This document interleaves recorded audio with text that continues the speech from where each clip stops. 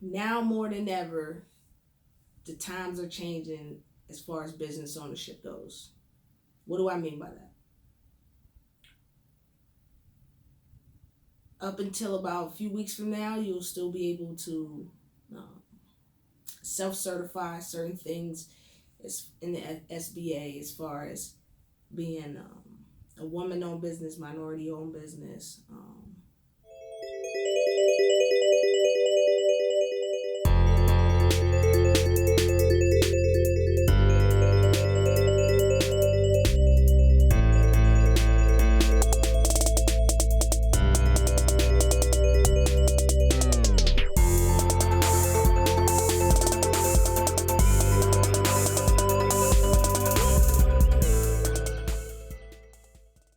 All right, YouTube, welcome back to Process for Profits. I am Purry, all service business, all success service business simplified. And I just want to come in and check the temperature of everybody, see how everyone's doing, how everyone's maintaining. I want you guys to leave comments below saying if you've gotten contracts this month, if you've been able to make some money, if you've started your business and been able to get cash flow or not. I want you guys to leave comments below and just let me know how that's going. I want to talk to you guys about the number of ways we just may be screwing ourselves over as business owners. If you're not a business owner right now, then you probably, somewhat know what I'm talking about. If you are, and if you're not, then you should know what I'm talking about. Now more than ever, the times are changing as far as business ownership goes. What do I mean by that? Up until about a few weeks from now, you'll still be able to self-certify certain things in the SBA as far as being a woman-owned business, minority-owned business. But in June, they're going to convert that to third parties. So you guys remember a couple videos back when I told you, oh man, now they're charging for Google Voice numbers, and that the scope of starting a business and how easy and freeing it was changing. It's changed. Now there's a third party, or they're going to use a third party site to certify that you are, or your business is what you say that it is. I don't think it'll cut back on the fraud and the things of that nature where, a husband just puts his wife down as the owner of the business. She doesn't know anything about the business and they just get money. That's been going on for ages. It's going to continue to go on. But I think what it does is it creates a level, a higher threshold and level of entry. It's no longer easy now to just, I want to start a business and get an LLC and go online. That's not the case anymore. And the main point that I'm making this video is because to my hobbyers, not my hustlers, my hobbyers, my Etsy people that have more money in supplies than you do profits out of the product that you've made, to my Uber and Lyft driver that rents a car through Uber and Lyft car rental partnership, drives Uber and Lyft just when they feel like it, to my DoorDashers and my Shipt people. It was not too long ago that a lot of the Uber and Lyft and Shipt and DoorDash people were on strike. And you guys were striking for a very good reason. I get it. But you guys were striking and you wanted to be labeled as employees. And they weren't going for it. They gave you guys some concessions.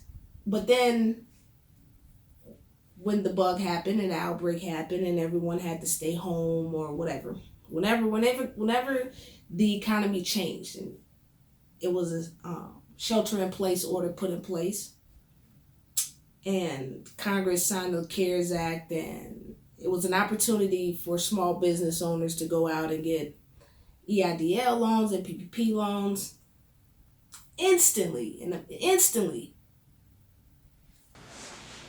You guys said you were business owners. Now, fundamentally, I got a deep problem with that, but we're not going to get into that. I just want to show you how you are, or could be, screwing yourself over. So, you went and you applied, and I could tell you really wanted the free $10,000 Kevin promised you, the CARES Act said. I mean, doing the numbers, you just had to know that wasn't going to work, especially in 3 days. But neither here nor there. And you were able, the ones that were able to, you were able to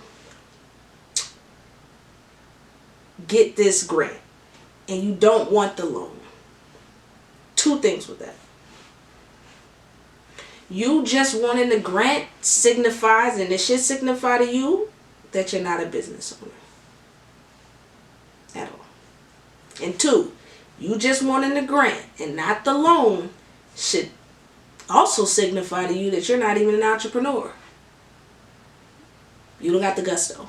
Because any entrepreneur worth his salt gets money in the bank, don't have to pay it, start making payments for 12 months, and the interest rates are 3.25%, 3.75%. They're going to take that money and make that money do numbers. They're going to take that money and start other businesses. But the fact that you were afraid, scared to take that money, says a lot about it. Conversely, neither here nor there. So I was talking to my wife. She says, you know, the state of California is suing Uber and Lyft for misclassification of workers. Oh, normal business stuff. I mean, it makes sense. You guys just were protesting and striking and doing all of that. So it makes sense. Here's where it gets dicey. Here's where I feel like you guys have royally screwed yourself.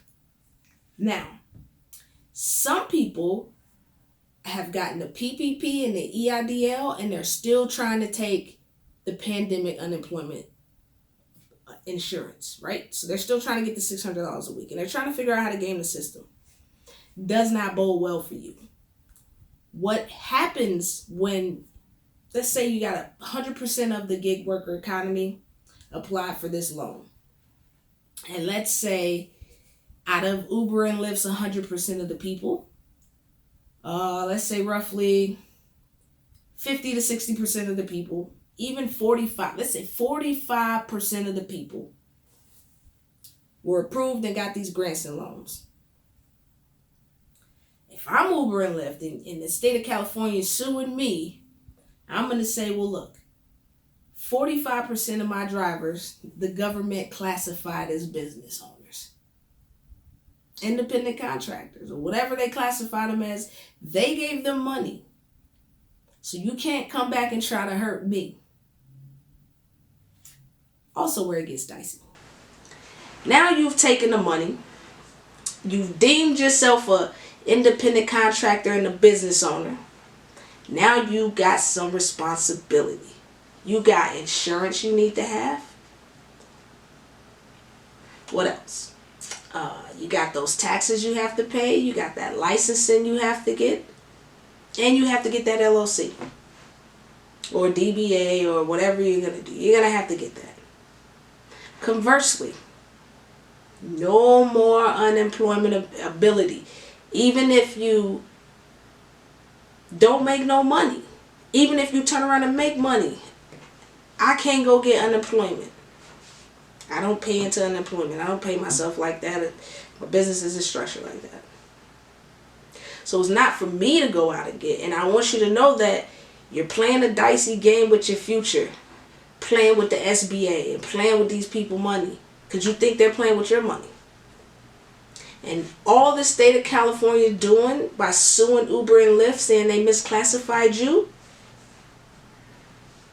is put you in the pendulum. So now you're just waiting to see how this is going to go.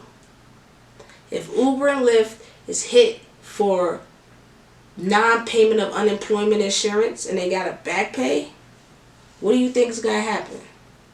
You don't think they're going to be able to bounce some type of way your data in their system against if you got this money or this loan or not? And then they're going to take that payment down a little bit by a little bit by a little bit. Every one of you that. So it's still not going to turn out to where you're going to be classified as an employee. And if you do, that payment structure is going to be way worse than it was where you could just freelance drive.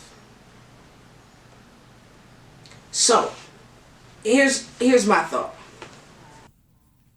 What if the Uber and the Lyft drivers, the DoorDashers and the shifters, created a business model out of it? A business model for yourself. What if for every customer's house you went to off of their platform where they're sending you here, what if in their bag you left like a little postcard or let's go cheap. You print that shit out on your computer at home, make it on you print it out. You remember, like I grew up in apartments, cheap apartments, old apartments, and they at the mailbox they had these things where you like pull a tab. You're gonna pull a tab, but differently. So take the paper, cut it in half, and then each bag per household or per drop off or pick up, however it works, you put your contact information in the bag. You let them know, hey, I have a real business and I do this on the side. It's great rates. I can be your personal assistant. I can be your personal shopper. I could be your personal concierge. I could be your personal driver. You guys got to take some ownership, because what you have effectively done is just place yourself in the middle of nowhere. The government ain't claiming you because they don't want to give you $600 unemployment insurance. Or your state, they definitely not doing it because they know, especially California, you got a lot of gig workers. And it's not just Uber and Lyft. It's the people on Fiverr. It's the social media marketers and content people. Everybody need to have their own LLC. I don't want it. It hurts me to see Uber and Lyft drivers get an opportunity to get a loan with the SBA, which is freaking fantastic. Yeah, you're in bed with them for 30 years, but you got capital. You know, you can't be mad at that and then just turn it down. Like, explain to me why you would just turn it down. The sensibility, like what sense does that make to just turn it down? This is free money. I don't care if they offered you $30,000. You're like, nah, I just want the free $1,000. How do I deny this loan? That is $30,000. You've been delivering groceries in your 1998 Honda or your 2016 Hyundai. It does not fucking matter.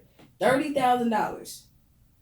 Guaranteed you can buy 2 cars, put them on Toro, rent them out, make some money. You still got over $15,000 left.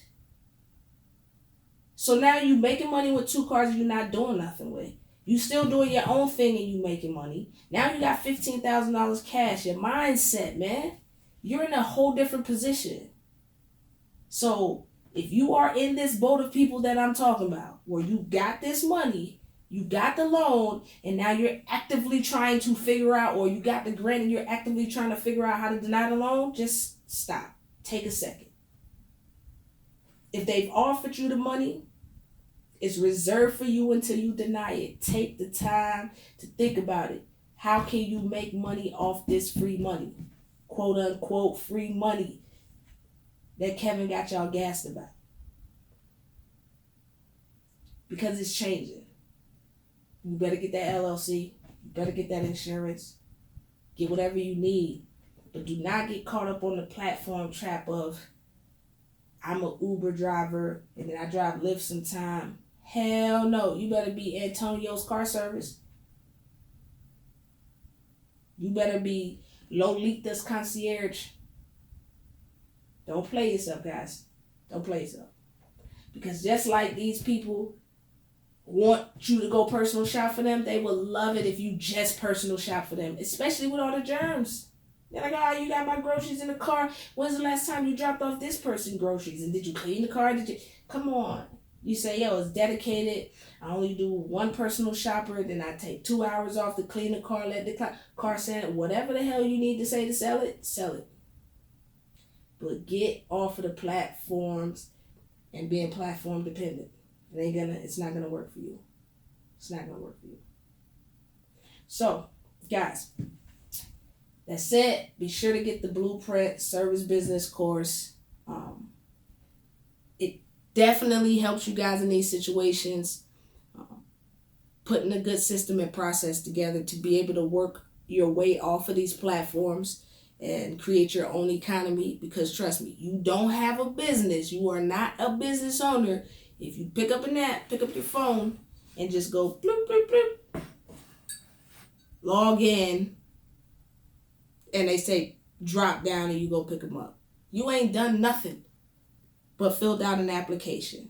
So technically, you got a job. Peace.